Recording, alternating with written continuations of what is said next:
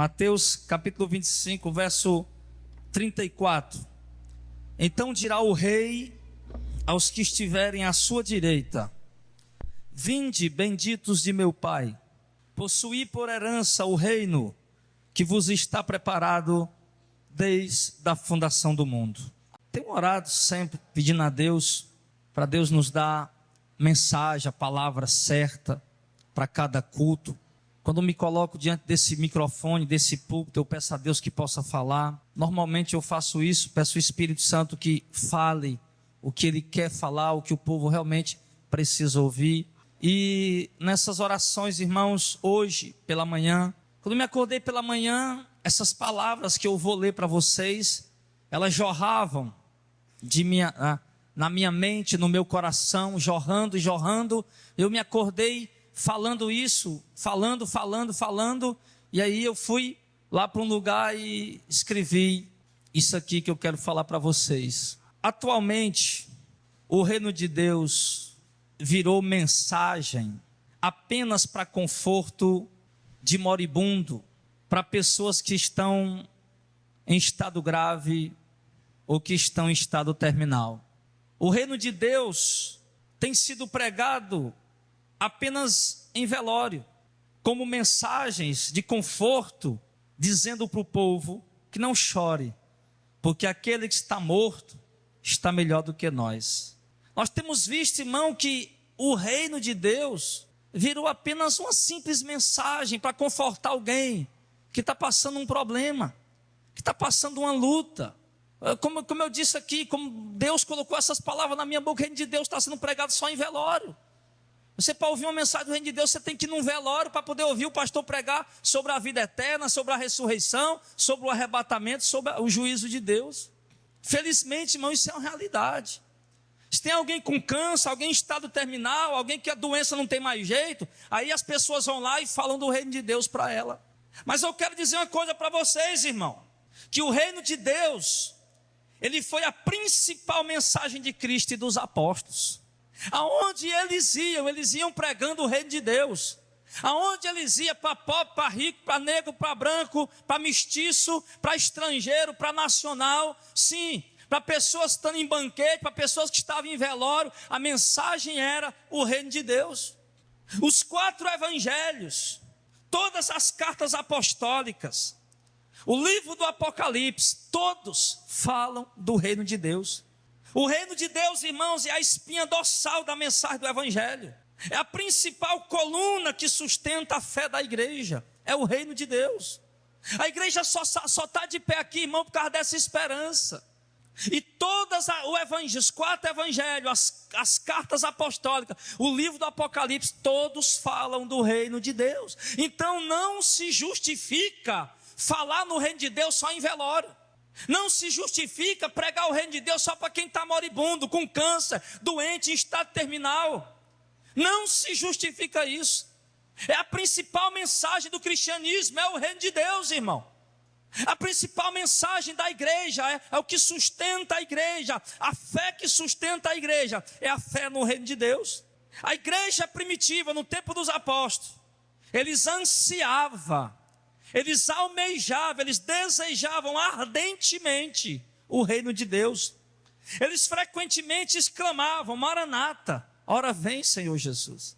Homens, mulheres e crianças foram brutalmente assassinados por amor ao reino de Deus. Pelo reino de Deus, Pedro, Tiago e João fecharam os seus empreendimentos quando ouviram Jesus dizendo: vem e me seguem. Pelo reino de Deus, Mateus abandonou o seu trabalho. Mateus, que era chamado também de Levi, era um emprego federal, ele era coletor de impostos. E pelo reino de Deus, quando ouviu Jesus chamar, ele abandonou o seu trabalho tão bem sucedido e tão bem remunerado. Pelo reino de Deus, Maria Madalena abandonou a sua vida de prostituição, de prazeres e deleites desse mundo. Pelo reino de Deus, Paulo diz em Filipenses 3, 7 e 8, que perdeu tudo o que havia conquistado em toda a sua vida. Homens passaram fome e sede, frio, necessidade de roupa, foram considerados como o lixo do mundo, como a escória de todos, pelo reino de Deus. Outros foram perseguidos, rejeitados, desprezados, torturados, massacrados e esmagados com açoites, apedrejamentos e prisões. Está lá em 2 Coríntios 11, 24 ao 27. Tudo isso por amor ao reino de Deus. Uns foram mortos ao fio da espada, foram cerrados ao meio por causa do reino de Deus.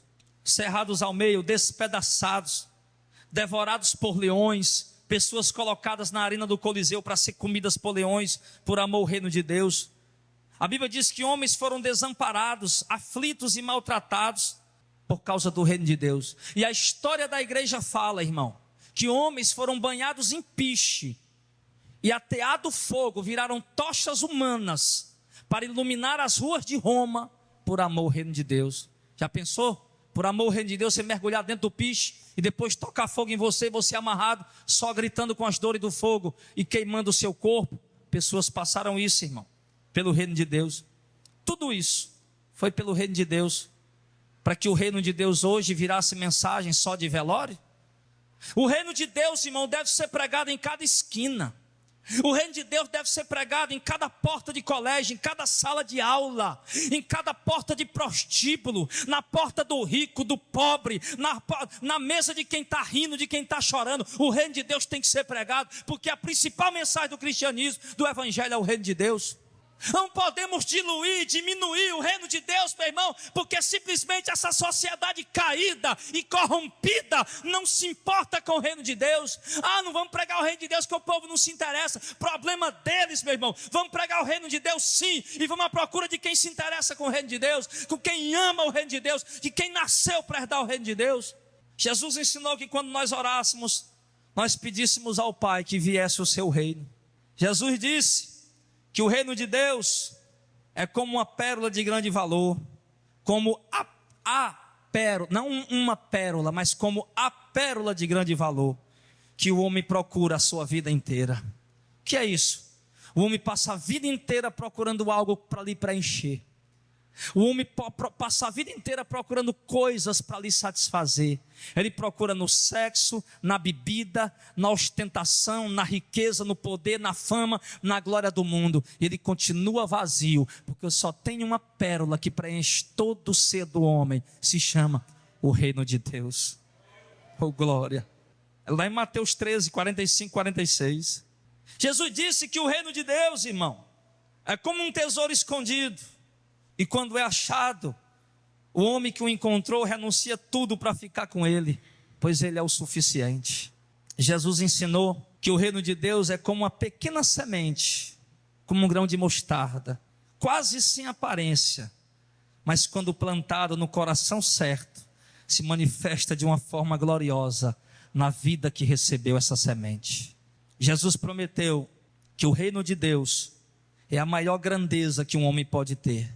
E ele garantiu que o reino do céu é real e que Deus o dará de herança para viverem por toda a eternidade àqueles que creem e que o amam. O reino de Deus é real, irmãos, e deve ser amado, deve ser esperado e ardentemente desejado por cada um de nós. O reino de Deus deve ser parte da nossa vida, do nosso dia a dia. Deve ser o nosso maior sonho, o nosso maior projeto, deve ser o reino de Deus. Deve ocupar nossa mente e o nosso coração 24 horas por dia. Deve ser aquilo em que nós mais pensamos e aquilo o que nós mais desejamos e daquilo que nós mais falamos. O reino de Deus não é apenas uma história que serve de consolo para as pessoas que estão em dificuldade. É uma obra real, feita pelas mãos do próprio Deus, e tão real quanto qualquer coisa em sua volta. Isso é um pouquinho do que é o reino de Deus, e do que deve significar o reino de Deus para a nossa vida. E hoje, nós nos deparamos com uma igreja que está totalmente desprezando o reino de Deus. Nós nos deparamos com pessoas que frequentam igrejas hoje, cuja visão em momento algum é a vinda de Cristo, é as mansões celestiais. é o reino vindouro. Nós vemos um tempo hoje, irmão, em que o reino de Deus nunca foi desprezado pela própria igreja, como tem sido desprezado atualmente. Onde tudo lá fora, lá no mundo, é mais atrativo do que o reino de Deus. Tudo que o mundo oferece é mais prazeroso do que o reino de Deus. E isso está errado. O reino de Deus, irmão, ele deve ser tudo para a sua vida. Você deve centralizar, balizar sua vida, os seus pensamentos, seus sonhos, suas ideologias, tudo no reino de Deus. E saber que esse reino virá, que Jesus prometeu. Como nós lemos aqui o texto de Mateus 25. Vinde benditos de meu Pai, possuam por herança o reino que vos está preparado, que está preparado para vocês. Foi essa a promessa de Jesus. Essa mensagem de Jesus em Mateus 25 era um sermão profético. Jesus falava de acontecimentos futuros. E Jesus mostrou para a igreja o dia em que ele viria e se assentaria no seu trono branco. E ele diria para você, meu irmão, que ama o reino de Deus, que deseja o reino de Deus, que anseia pelo reino de Deus. Ele diria para você: pode vir, bendito do meu Pai. Pode entrar e tomar posse do reino que está preparado para você desde a fundação do mundo. Jesus começou a sua pregação em Mateus capítulo 4, dizendo ao povo: se arrependam, porque o reino de Deus é chegado. E o reino de Deus, irmão, é algo real, é algo que vai se cumprir, é algo que vai acontecer, irmão. Nós só não sabemos quando. Não podemos dizer o dia nem a hora, mas nós podemos dizer com certeza, com toda a convicção, que um dia nós estaremos vestidos de branco, com vestes resplandecentes, com a coroa de glória na cabeça, perante a face de Deus, irmão, literalmente diante de Deus, vendo a face dele, vendo a glória dele. Nós iremos estar sim um dia, porque essa é a promessa dele. O reino de Deus, irmão, é um reino de justiça. Às vezes eu fico andando aqui dentro de Fortaleza, eu vou num canto, vou no outro, eu fico vendo, meu Deus, quanta desigualdade, quanta injustiça, quanta fome, quanta miséria, quantos assassinatos, quanta violência, quanto medo, quanto terror, quanto pavor, quanta prostituição, quanto adultério, quanta perdição, quanta idolatria, quanta imundícia, sujeira, corrupção. E eu fico vendo isso, e ali começa a falar com Deus no trânsito mesmo, dirigindo o carro. E começa a falar com o Senhor, e o Senhor começa a falar no meu espírito, meu irmão. Começa a dizer para mim: filho, o mundo está dessa maneira, mas quando o meu reino vier e se estabelecer na terra, será diferente de tudo que o homem já viu ou já pôde imaginar. Será um reino de justiça, onde não há fome, onde não há miséria, onde não há pobreza, onde não há necessidade, onde não há desigualdade social, onde não há ninguém melhor do que o outro, onde não há corrupção, onde não há medo, onde não há morte, onde não há assassinado. O meu reino, quando eu estabelecer ele na terra, será diferente de tudo, totalmente o oposto do reino que o mundo está vivendo. Esse é o reino de Deus, irmão. E essa herança, essa esperança, ela foi deixada para nós. Essa esperança, ela foi dita que um dia nós íamos herdar esse reino. E quando se estabelecerá o reino de Deus, pastor Jardel? O reino de Deus, irmão, se iniciará no milênio. Quando Jesus arrebatar a sua igreja e ele vier com o seu exército, suas miríades de anjos, como tem Apocalipse, se eu não me engano, 19, e ele vier para a grande batalha do Armagedon, onde ele vai destruir todos aqueles homens que estão de pé para guerrear contra ele naquele grande dia. E quando Jesus destruir aqueles homens no dia do Armagedon, então ele estabelecerá o reino milenar. Um reino milenar onde a igreja já estará com Cristo reinando por 1000 anos, já com corpo glorificado, já sem morte. Sim, estaremos reinando com Cristo durante 1000 anos nesse reino milenar. E depois de 1000 anos, a Bíblia diz que Satanás será solto. Enquanto Satanás estiver preso, nesse período de 1000 anos, não haverá nada do que existe hoje no mundo. O mundo estará em paz. Mas depois de 1000 anos, a Bíblia diz que Satanás será solto da prisão. Lá no Apocalipse 20, verso 7. Ele vai ser solto da sua prisão. E ele vai sair para enganar as nações. Só que não sabemos quanto tempo ele vai passar trabalhando na terra. enganando as nações. E aí eles reunirão os exércitos do mundo, as nações do mundo, para subir contra o Arraial dos Santos e a cidade amada, que é o lugar onde nós estaremos reinando o milênio com Cristo. E ali, meus irmãos, o Senhor fará fogo descer do céu e destruirá todos aqueles exércitos que virão contra o arraial, que nós estaremos reinando com ele durante esses 1000 anos. E quando o Senhor destruir aqueles exércitos que virão se levantar contra nós, contra o arraial de Deus, aí então Jesus virá no trono branco para julgar as nações que ainda não foram julgadas, para condenar as nações que ainda não foram condenadas.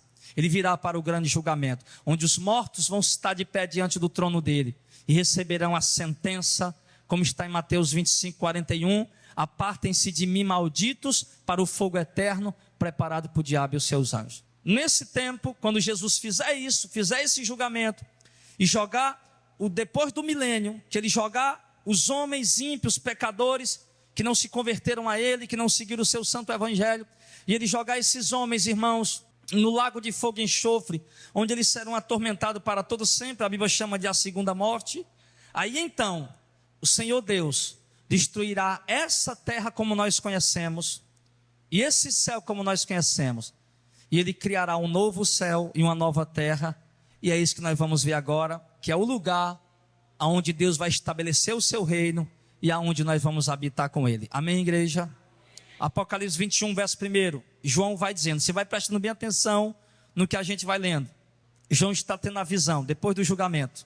Eu vi um novo céu e uma nova terra, porque já o primeiro céu e a primeira terra passaram, e o mar já não existe. Está vendo o primeiro céu e a primeira terra? Passaram, foram destruídos.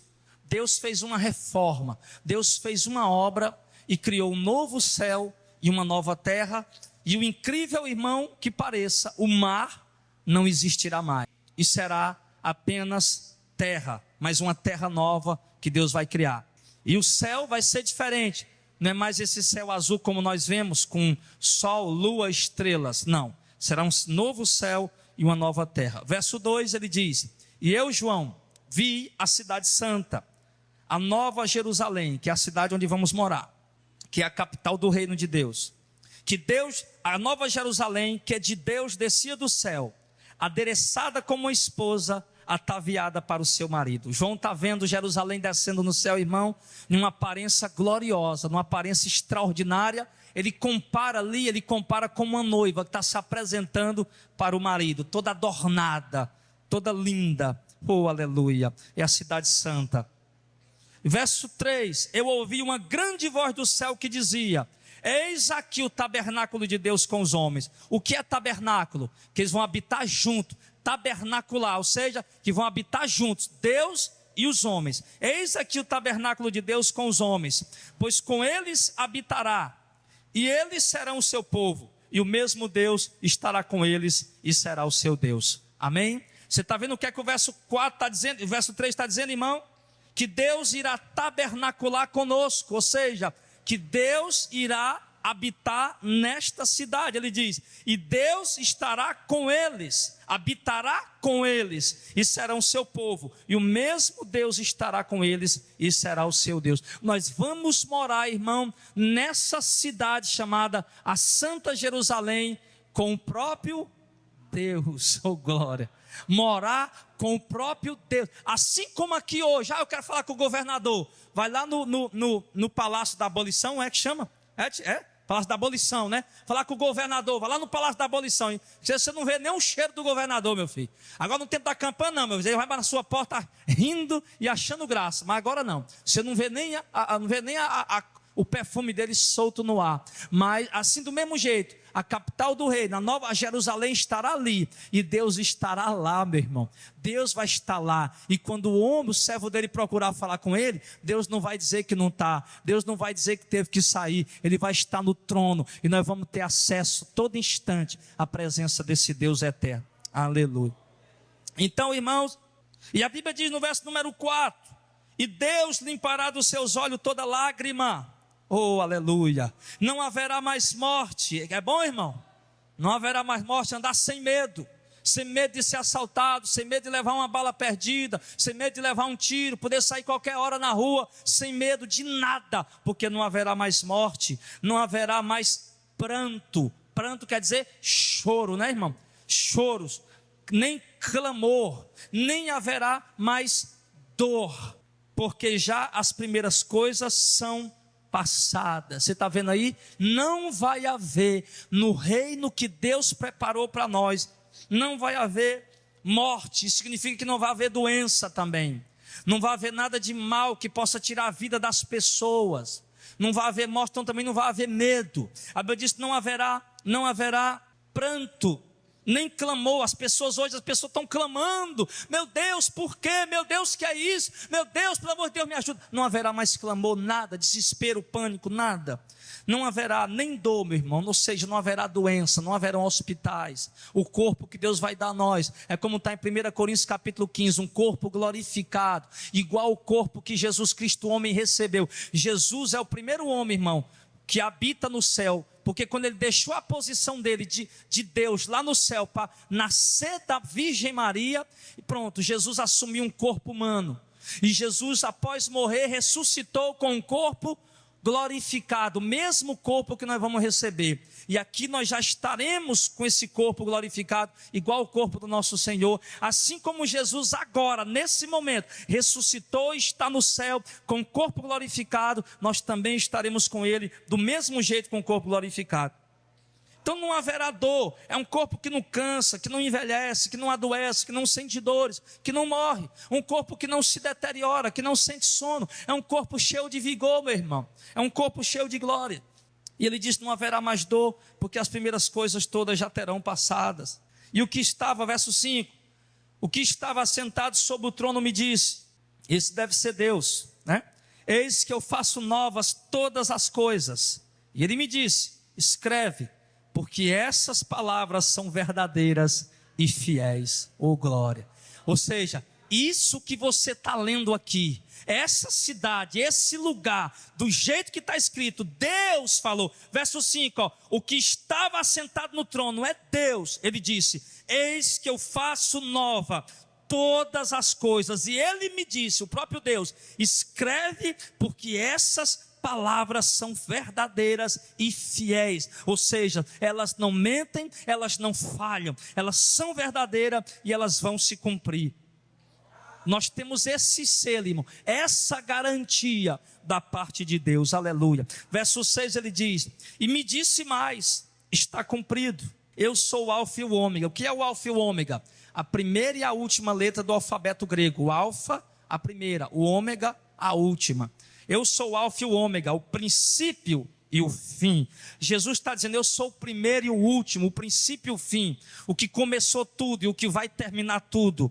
A quem quer que tiver sede, de graça lhe darei da fonte da água da vida. Aleluia. Verso 7, quem vencer herdará todas essas coisas, e eu serei o seu Deus, e ele será o meu filho. Oh glória a Deus. Quem vencer, meu irmão, quem vencer, quem vai vencer? É aquele que se guardar as obras de Jesus até o fim. Nas 7 cartas do Apocalipse que Jesus manda João escrever, ele fala que isso é para aquele que vencer, aquele que permanecer fiel à palavra dele até o fim. E como nós estamos vendo hoje, infelizmente, irmão, a igreja evangélica brasileira, meu irmão, precisa voltar ao evangelho, precisa voltar à palavra, porque se não vencer, meu filho, se não guardar as obras dele até o fim, não haverá lugar. Ele está dizendo que isso aqui, ó, é para quem vencer, dará todas essas coisas. Eu serei o seu Deus, ele será o meu filho. A igreja evangélica brasileira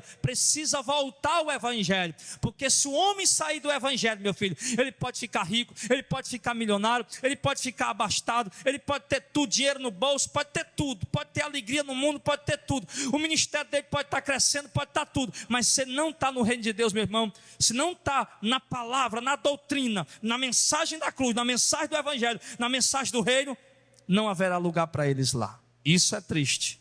Mas a Bíblia diz que é para aquele que vencer. Tem alguém disposto aqui a lutar pelo reino? Diga amém. O homem perguntou a Jesus, bom mestre, são poucos os que se salvam? E Jesus disse, porfie por entrar pela porta estreita, porque muitos vão querer e não vão poder.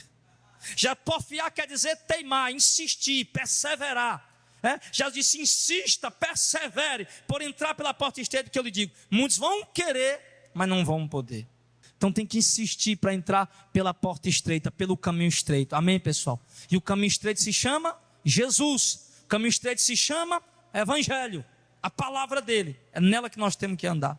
Nós temos que acabar com o evangelho da prosperidade, o evangelho das campanhas, dos shows, do entretenimento, da brincadeira, da diversão. Temos que pregar e viver o evangelho da cruz, o evangelho do reino, para que possamos vencer.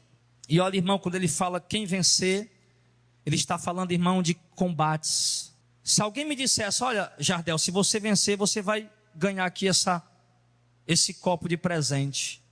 Se ele está falando que se eu vencer, então ele está sugerindo que vai haver o quê? Batalhas, lutas, confrontos, conflitos. Então, quando o Senhor diz que o reino de Deus é para aquele que vencer, ele está falando o quê? Que haverão muitas oposições na vida de vocês, querendo impedir vocês de perseverar no caminho do Senhor. Não só o pecado, porque às vezes, irmão, a gente fala que o que embaraça o caminho do crente é só o pecado, e não é. Principalmente, claro, o pecado, obviamente, mas principalmente o que está atrapalhando a entrada de muitos hoje no reino de Deus é o falso evangelho, é a apostasia, são as mensagens adulteradas, prostituídas. Isso principalmente está sendo um opositor de muitas pessoas para entrar no reino de Deus. Mas verso 8, mas quanto aos tímidos, aos incrédulos, aos abomináveis, aquele que pratica qualquer tipo de abominação, por exemplo, duas abominações aqui, sexo bestial. O que é sexo bestial? Quando alguém faz sexo com animal, isso é abominação. Sexo com duas mulheres ou com dois homens, isso é abominação. Qualquer coisa assim, irmão, fora dos padrões, é abominável, você entendeu? Sexo com criança, o cara pega uma criança e violenta a criança, isso é abominação. Qualquer coisa fora dos padrões é abominável. E também, claro, a idolatria também é algo abominável diante do Senhor. Quando fala de idolatria, nós nos lembramos de duas coisas, tanto da avareza, que a Bíblia diz que a avareza, o apego sórdido ao dinheiro, é idolatria, como da confiança em amuletos, em objetos. Assim Deus deixa de ser o suficiente e precisa de mais algumas coisas. Então isso também são abomináveis. Quanto aos incrédulos, aos abomináveis, aos homicidas, aqueles que tiram a vida de outra pessoa, aos fornicadores, aqueles que não são casados, que não têm uma vida marital e que vivem aí fazendo sexo, pessoal solteiro, jovens, vivem aí fazendo sexo, praticando o ato sexual sem estarem casados, isso é fornicação. Aos feiticeiros, aqueles que mexem com feitiçaria, tudo que é tipo de feitiço. Aos idólatras, que lembra aqui também daqueles que praticam a idolatria da avareza, do apego ao dinheiro, e também da idolatria aos objetos, aos ídolos, aos santos, que ninguém é digno de ser adorado a não ser o Senhor. E a todos os mentirosos. Mentiroso é aquele que gosta de mentir, que fica mentindo, e aquele também que distorce a palavra de Deus, que esse também é um mentiroso. Esse que prega heresia também é um mentiroso. A sua parte será no lago que arde com fogo e enxofre, que é a segunda morte. Verso 9. E veio um dos 7 anjos, que tinha as 7 taças cheias das últimas pragas, falou comigo dizendo: vem, e eu te mostrarei a esposa, a mulher do cordeiro. E ele me levou em espírito a um grande e alto monte, e me mostrou a grande cidade. Depois você vai entender por que ela é uma grande cidade. Mostrou a grande cidade, a santa Jerusalém, que de Deus descia do céu. E tinha, por que ela desce do céu? Porque ela vai vir para a nova terra, a nova terra que Deus criou, ela vai vir para cá. E tinha a glória de Deus. Imagina o brilho dessa cidade. A sua luz era semelhante a uma pedra preciosíssima, como a pedra de jaspe, como cristal resplandecente. João está tentando explicar o brilho que ele viu, irmão. A pedra de jaspe, irmão, normalmente ela tem uma cor avermelhada. Mas a pedra de jaspe também, irmão, ela tem uma peculiaridade, o seguinte, que se você pega ela aqui, muda a posição dela, ela começa a mudar de cor.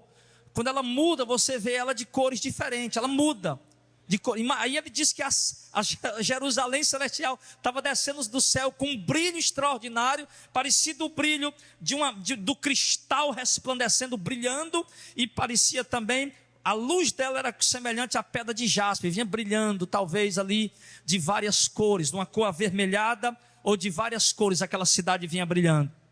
E tinha um grande alto muro, você vai já entender porque é que o muro dela é grande e alto, com 12 portas, e nas portas 12 anjos. Um grande alto muro, 12 portas, e em cada porta um anjo. E nomes escritos sobre ela, sobre as portas, que são os nomes das 12 tribos de Israel. Em cada porta havia um nome escrito em cima dela, das 12 tribos de Israel. 13. Da banda do levante, a banda do nascente, tinha 3 portas. Da banda do norte tinha 3 portas. Da banda do sul tinha 3 portas. E da banda do poente tinha também 3 portas. O muro da cidade tinha 12 fundamentos, 12 alicerces.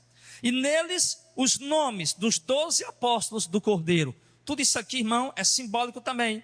O nome dos 12 apóstolos do Cordeiro quer dizer que eles são a estrutura, dessa cidade. A vida daqueles homens, deram a vida pelo Evangelho, deram a vida pela igreja também, são a estrutura também dessa cidade. E no verso 15, aquele que falava comigo, que era o anjo, tinha uma vara de ouro para medir a cidade, e as suas portas, e o seu muro. E a cidade estava situada em quadrado, ela era quadrada. O seu comprimento era tanto como a sua largura. E mediu a cidade com a vara até 12.000 estádios.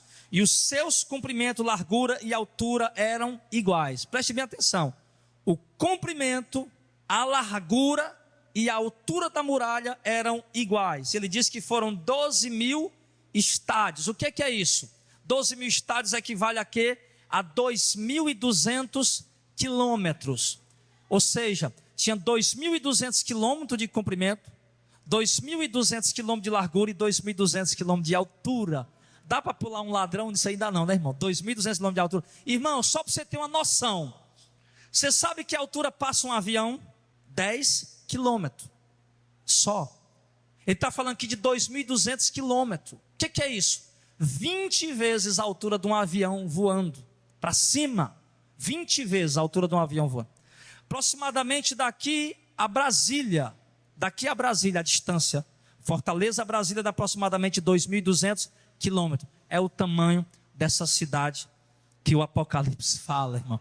Essa, irmão, é a capital do reino. E a porta, imagina o tamanho dessa porta. Verso 17. E mediu o seu muro de 144 côvados, ou seja, 64 metros de espessura, a grossura do muro, 64 metros, conforme a medida de um homem, que é a medida de um anjo. A fábrica do seu muro, ou seja, o seu muro é fabricado de jaspe. A cidade, verso 18, é de quê? De ouro puro, semelhante ao vidro puro. Aí vê se você não vai ser rico, meu irmão. Vê se você não vai ser milionário. A cidade que nós vamos morar, a Bíblia diz que ela é toda de ouro puro. A cidade é de ouro puro, semelhante ao vidro puro. Isso é algo extraordinário. Eu, pelo menos, nunca vi o ouro puro, o ouro límpido, o ouro maciço. Mas esse ouro aqui que ele está falando, irmão, é um ouro tão puro, tão límpido, que não é esse ouro extraído aqui da terra. Ele diz que é um ouro semelhante ao vidro puro. É algo, é ouro, mas é algo assim parecido com vidro também, meio que transparente. É uma beleza, irmão, estarrecedora. É algo, como Paulo disse, inefável.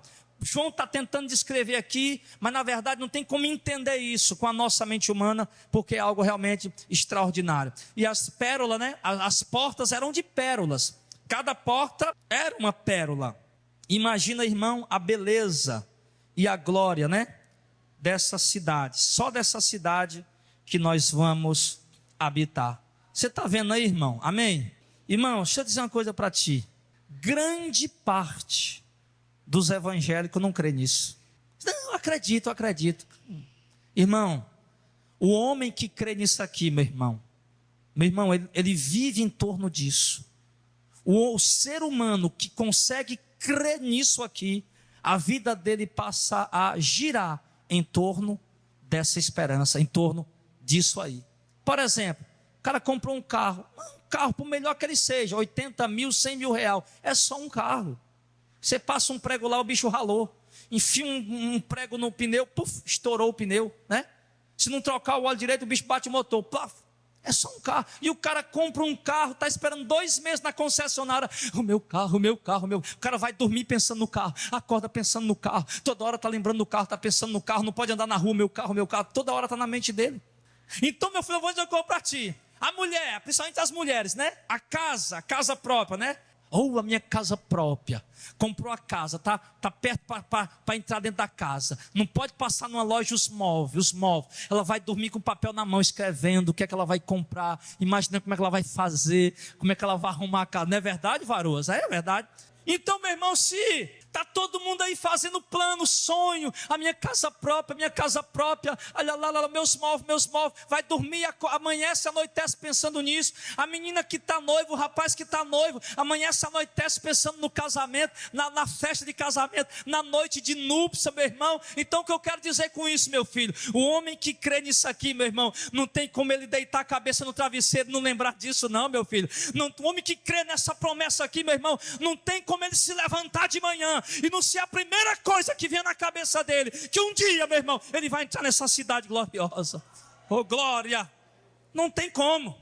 Hoje, para você arrastar o povo para o culto, meu irmão, você tem que fazer alguma coisa, algum entretenimento, alguma coisa.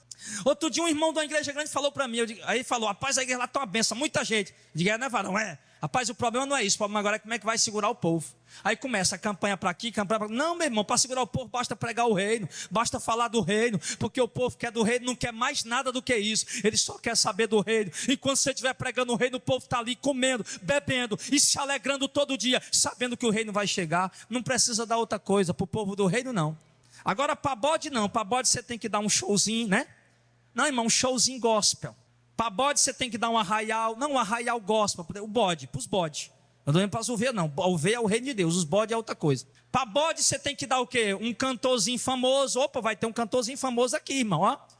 Vai trazendo aí o CDzinho dele, um mercadorzinho da fé vai estar aqui. Canta aí um funkzinho, um rockzinho para vocês rebolar o esqueleto. Aí o povo vai, os bodes vão, né? Mas as ovelhas de Cristo não, meu filho. Eu estou de olho no reino. Eu estou visando as mansões celestiais. Nada disso aí tem mais valor para mim. Eu quero é Jesus e morar no céu. Vamos lá. Verso 19. E os fundamentos do muro da cidade. Os alicerces, né? Os alicerces aqui é feito de quê? Você sabe? De pedra. Com massa, né? Argamassa, cimento. Agora olha a diferença do alicerce da cidade celestial. Os fundamentos do muro da cidade. O alicerce da cidade. Estava adornado de toda pedra preciosa. Oh, glória.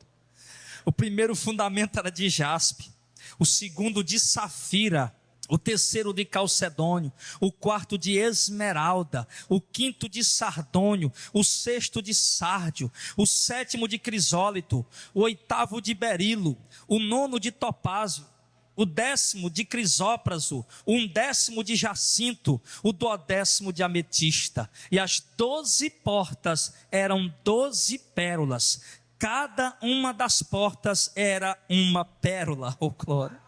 E a praça da cidade, tem praça lá, irmão. E a praça da cidade é de ouro puro, como vidro transparente. Oh, glória.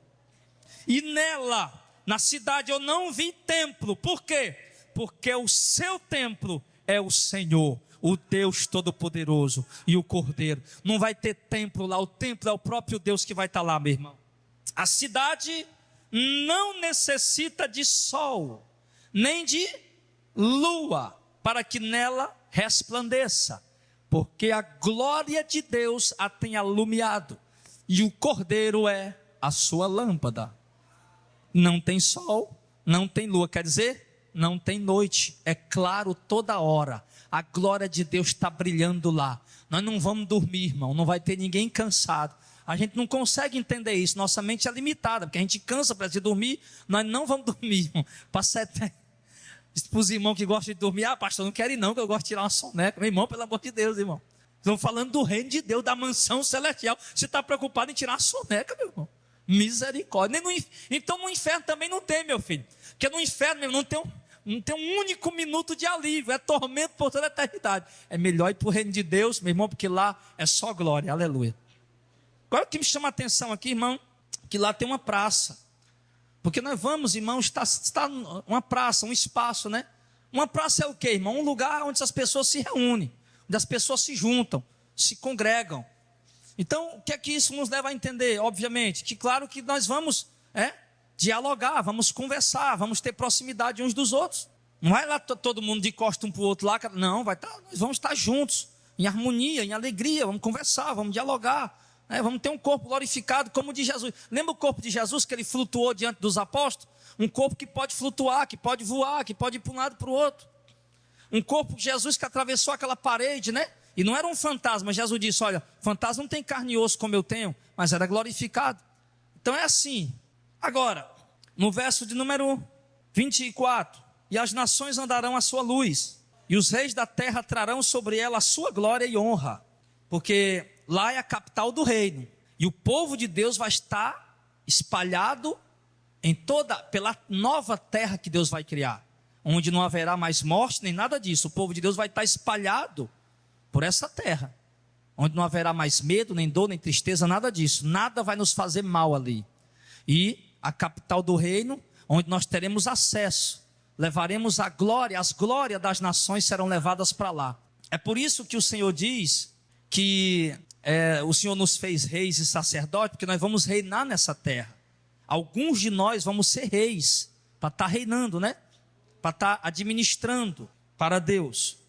E as nações andarão à sua luz, os reis da terra trarão para ela a sua glória e a sua honra. Verso 25. As suas portas não se fecharão de dia, porque ali não haverá noite. As portas vão estar abertas toda hora. Nós vamos poder entrar e sair no momento que a gente quiser. E a ela trarão a glória e a honra das nações.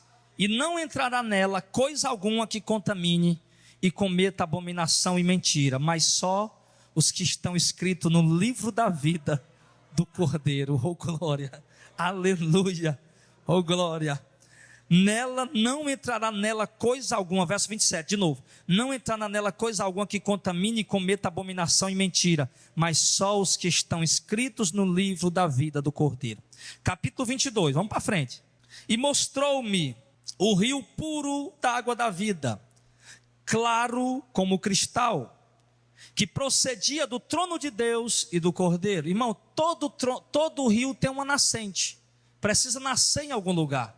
João está dizendo que lá tem o rio da água da vida, o rio da água da vida, e ele procede, a nascente dele é lá no trono de Deus e do Cordeiro. Lá esse rio nasce, ele vem pelo meio da cidade, está aqui no verso 2, e no meio da praça, de uma e de outra banda do rio, estava a árvore da vida, que produz 12 frutos, dando o seu fruto de mês em mês, e as folhas da árvore são para a saúde das nações. Lembra de que quando fala da árvore da vida? Lembra de Adão, lá no Gênesis, aliás, lá no livro de Gênesis, no primeiro livro, no princípio da criação, quando Deus colocou Adão e a Eva ali no paraíso, e Adão podia comer do fruto da árvore da vida, porque era o que permitia a ele viver para todo sempre. Adão não ia morrer, Adão ia viver para todo sempre. Enquanto ele pudesse comer do fruto da árvore da vida, ele estaria vivo. E ele diz aqui, as folhas dessa árvore é para a cura das nações, para a saúde das nações, ou seja, para que ninguém adoeça, para que ninguém morra, para que ninguém envelheça. São as folhas da árvore da vida que ele estabeleceu, Deus estabeleceu assim, que vão nos dar vigor e saúde para toda a eternidade. Tanto é, quando Adão pecou e Deus o lançou fora do paraíso, Deus colocou querubins ao redor, da árvore da vida, para que Adão não tivesse mais acesso à árvore da vida, para que ele não comesse e viesse viver eternamente. Mas para nós vai ser liberado, porque nosso nome está no livro da vida do Cordeiro.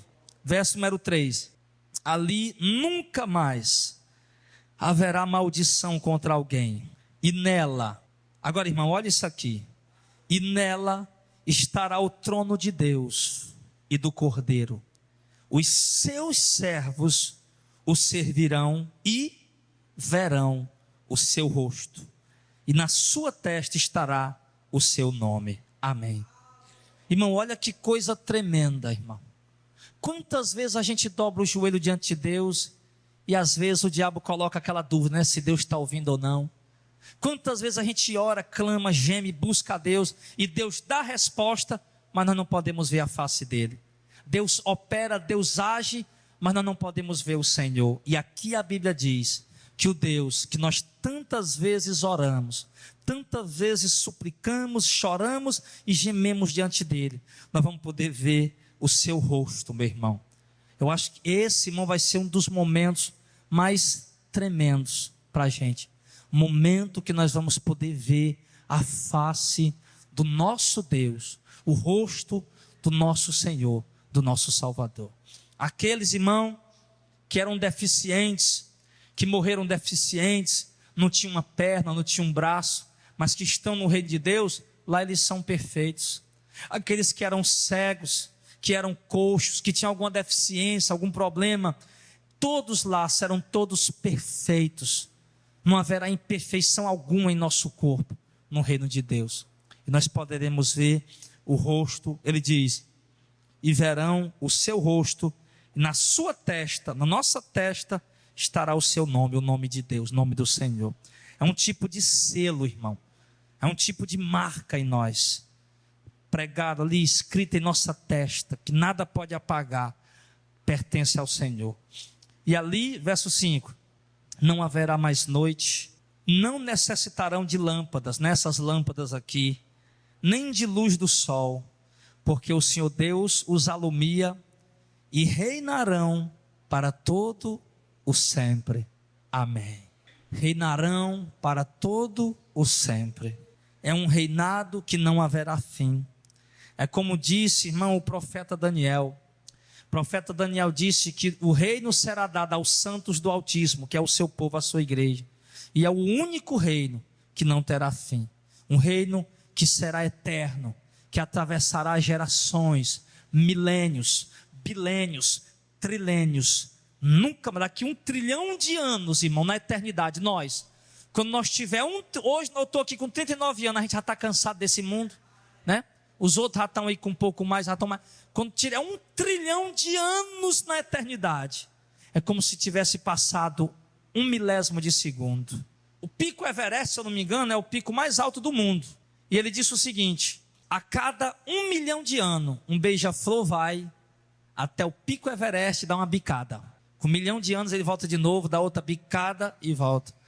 Quando ele tiver acabado de destruir o Monte Everest, passou um dia da eternidade. É forte isso aí, não é, irmão? Por que isso, pastor? Porque não tem tempo, irmão. Não existe tempo. Você vê Jesus há 2000 anos, 100 anos depois de Cristo, Jesus revelou para João a carta do Apocalipse, 100 anos depois de Cristo. Aí Jesus disse para João: ó, João, eis que eu venho logo. Guarda o que tens para que ninguém tome a tua coroa. João, escreve aí, eu venho logo. Faz 2000 anos, irmão. E Jesus disse, para Jesus não passou nem 1 minuto, nem 1 segundo ainda que ele falou isso. Porque lá não existe tempo. É tremendo, é extraordinário, irmão. E hoje você vai trabalhar, mal espera a hora. Meu Deus, tomara que termine logo voltar para casa. Lá, irmão, não vai ter nada dessa tribulação, irmão. Ai, não, eu tenho que me levantar cedo para preparar a merenda dos meninos que vão para o colégio, não sei o quê. Lá não vai ter nada disso, meu filho. Lá não vai ter esse marido chato, minha irmã, enchendo o teu saco de vez em quando. Lá não vai ter essa mulher chata pegando nas tuas orelhas com blá blá blá nos teus ouvidos aí de vez. Não vai ter nada disso, meu irmão. Lá é só paz, é só alegria, é só harmonia, meu irmão. Lá não vai ter acepção de pessoa, não, meu irmão. Eu vou estar lá em nome de Jesus, Deus quiser, o meu filho, minha esposa. Mas se eu ver uma pessoa lá do Japão que eu nunca vi na minha vida, o amor que eu vou ter por ele, o carinho, a alegria, é a mesma coisa que vou ter pelo meu filho. Lá não vai ter distinção. Eu sei que a gente não consegue entender isso aqui hoje. Não consegue, porque obviamente, mais que a gente tem que amar os outros como a nós mesmos, mas nosso filho a gente ama mais, nossos filhos a gente realmente, ama mais do que qualquer outra pessoa nessa terra, outro ser humano nessa terra. Nossos filhos, todo mundo sabe disso. Então, mas lá não vai ter isso, irmão. Lá, a minha esposa, não tem isso, não existe isso. Quando o pessoal chegaram para Jesus, saduceus, Jesus, a mulher tinha um marido, o marido não teve filho com ela, depois casou com o irmão dela, não teve filho também. Aí os 7 irmãos dela casaram com ela, e por fim a mulher morreu. Na ressurreição dos mortos, ela vai casar com qual deles? E Jesus disse: vocês estão errando por não conhecer as Escrituras nem o poder de Deus. Porque no reino de Deus ninguém nem casa, nem se dá em casamento. São como os anjos no céu. Jesus falou isso. Lá não tem desejo sexual, não tem lascívia, não tem atração sexual, carnal. Não tem nada disso. Nós estamos livres de tudo que é tentação, nós estaremos livres de tudo.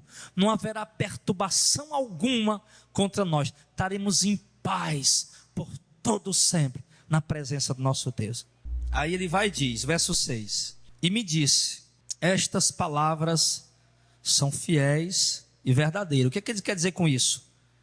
Fiéis porque não vão falhar, verdadeiras porque não são mentira, não são fantasia. Elas vão se cumprir do jeito que está escrito, nós vamos ver. E quando nós vermos essas palavras se cumprir, nós vamos lembrar: olha aí, irmão, do jeito que estava escrito. Olha aqui umas ruas de ouro do jeito que estava escrito. Olha os portões de pérola do jeito que estava escrito. Sim. E outra coisa, irmão, na eternidade, nunca vai ficar monótono. Sempre vai ser aquela alegria, aquela novidade, aquela glória. O apóstolo Paulo diz: nós teremos sobre nós um peso eterno de glória. Um peso eterno de glória, irmão, é um sentimento de alegria que o homem não pode dimensionar o tamanho dessa alegria. O peso eterno de glória estará em cima de nós. E ele diz, no verso de número 6, e ele me disse: essas palavras são fiéis e verdadeiras. O Senhor, o Deus dos santos profetas, enviou o seu anjo para mostrar aos seus servos, a nós, a igreja, as coisas que em breve hão de acontecer. Ô glória! Eis que cedo presto venho. Bem-aventurado aquele que guarda as palavras da profecia deste livro. E eu, João, sou aquele que vi e ouvi essas coisas. Irmão, preste bem atenção num detalhe. Por que é que João escreveu isso aqui? E eu, João, sou aquele que vi e ouvi essas coisas. Porque João, irmão, era um homem, na igreja primitiva, um homem de extrema confiança.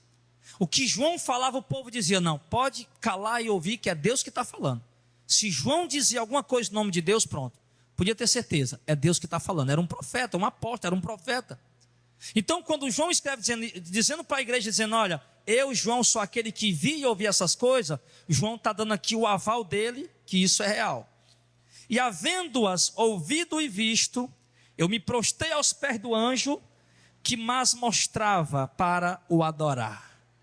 João se prostrou aos pés do anjo para adorar. E o anjo me disse: olha, não faça isso, porque eu sou conservo teu e de teus irmãos, os profetas, e dos que guardam as palavras deste livro. Adora a Deus. Está vendo?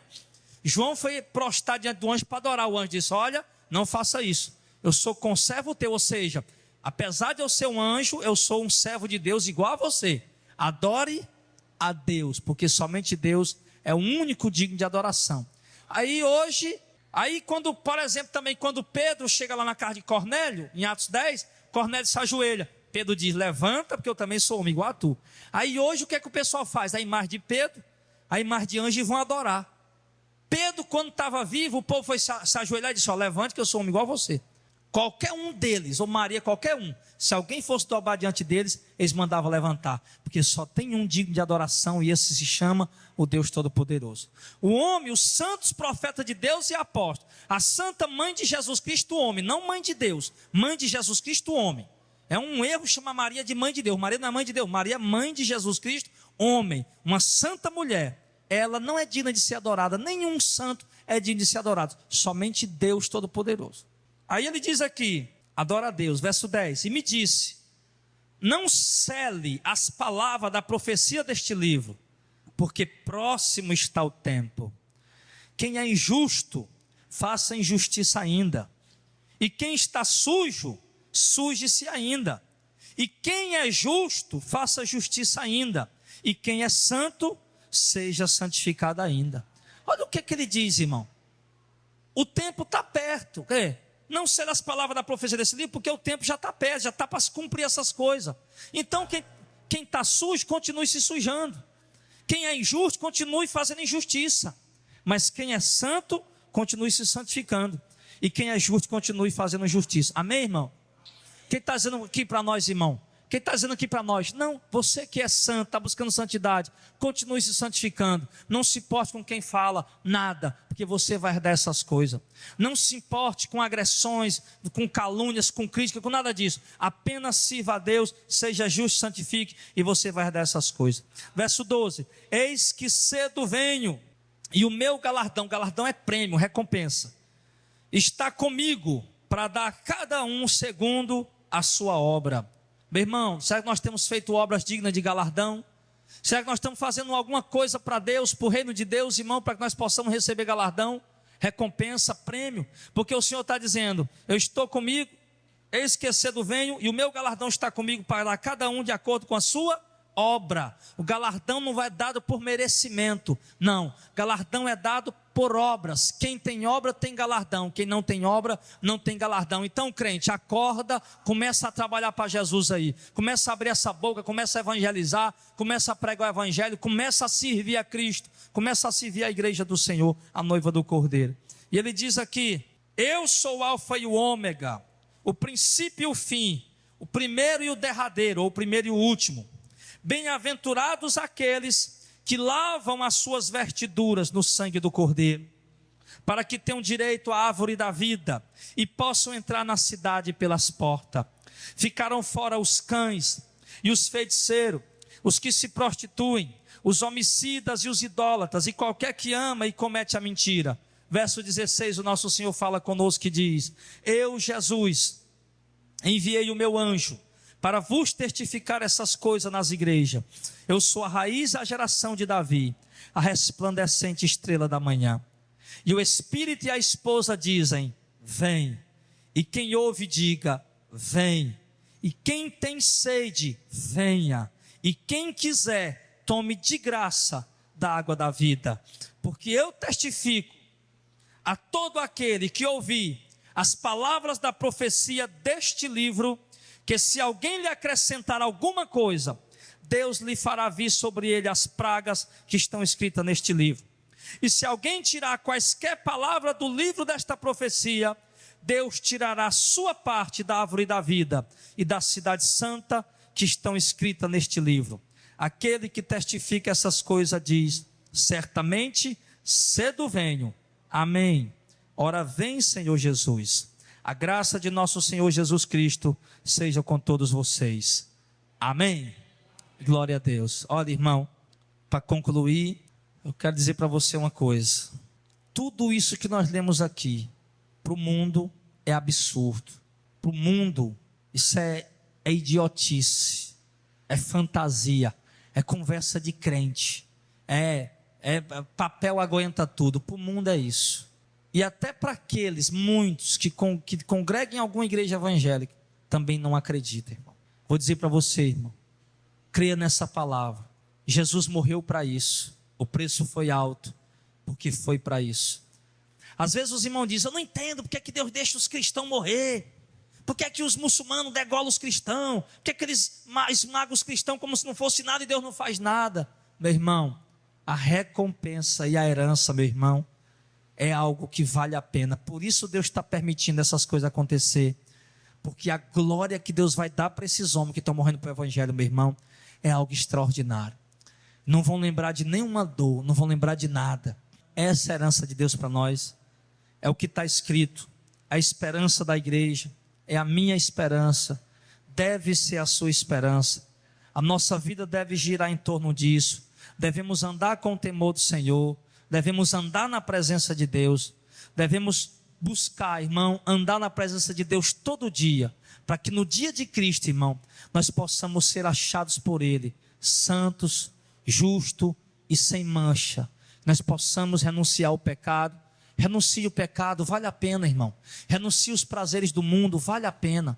Renuncie a religiosidade, qualquer coisa. Renuncie, vale a pena abrir mão de qualquer coisa por causa disso aqui. Somente, irmão, quando a gente entende isso, quando a gente vê isso, é que a gente vai entender porque é que Estevão, sendo apedrejado nas portas de Jerusalém, ele olhou para Jesus e viu o céu aberto e viu Jesus. Ao invés dele murmurar e dizer: Senhor, por que o Senhor não me livra? Não. Ao invés de murmurar, ele disse: Senhor Jesus, receba o meu espírito. Quando nós lemos isso, irmão, nós entendemos Porque é que aquele povo da igreja dos apóstolos, tempo dos apóstolos, eles podiam negar Jesus, eles davam oportunidade. Neguem a Jesus, vocês se convivem. Eles não negavam. Eram amarrados em postes, banhados em piche, amarrados em poste, tocavam fogo neles.